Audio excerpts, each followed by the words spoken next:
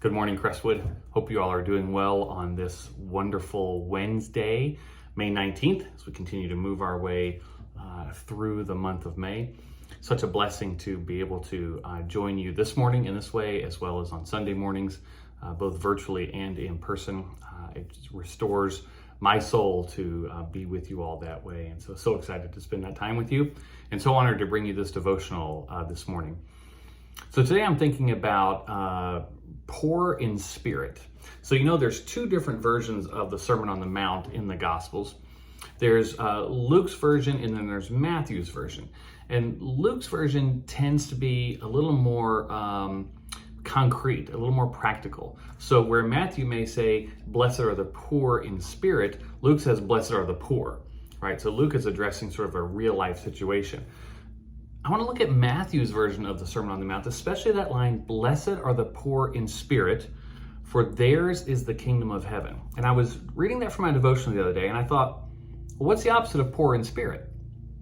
I mean, don't you want to be spiritual? Don't you want to have a lot of spirit? Don't you want to let the Spirit infuse you and overtake you and guide you and lead you? What's the opposite of poor in spirit? I thought, well, maybe it's rich in spirit.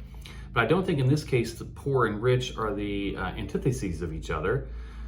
I think that the opposite of poor in spirit is proud in spirit.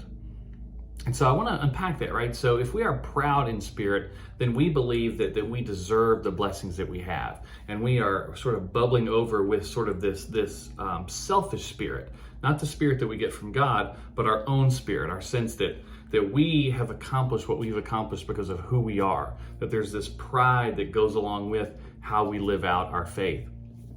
And that goes against, I think, who God calls us to be. It doesn't say that the proud in spirit are the ones who are blessed. It says the poor in spirit are the ones who are blessed. And I don't think that means that we have to be down on ourselves and doubting ourselves and feeling unworthy.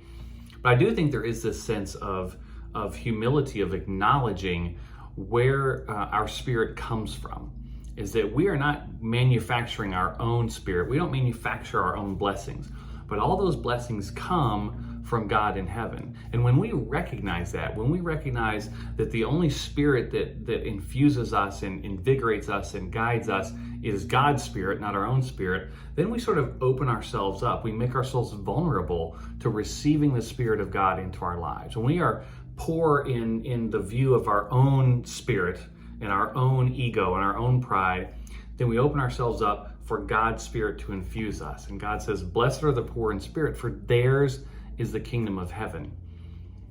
We don't possess anything on this earth that truly belongs to us. But God says, if you are poor in spirit, then you are a co-owner of the kingdom of heaven. So I want to encourage you today to think about, where do your blessings come from? And as I said in the sermon on Sunday, who do you acknowledge for those blessings? Yourself? This is mine. I've earned this. I deserve this. Or God, who gives us God's Spirit, which gifts us to live out our faith in this world.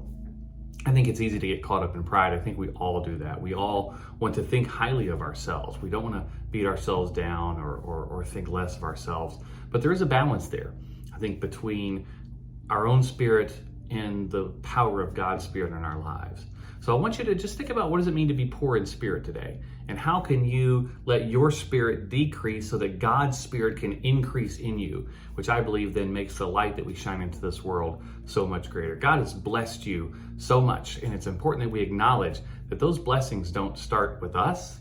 Those blessings start with God, and we are the conduit that receives those blessings and then gives those blessings away. You are a blessing to me, Crestwood, and I so enjoy this time together. God bless you today.